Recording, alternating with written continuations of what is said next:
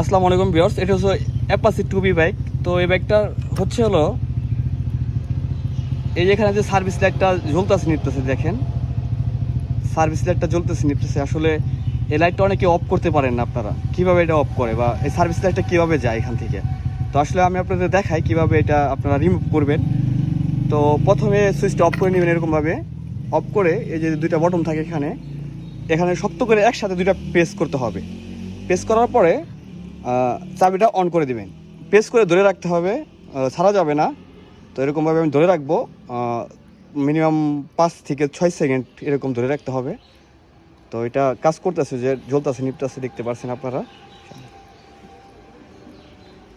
তো এখন আমরা এটা অন করে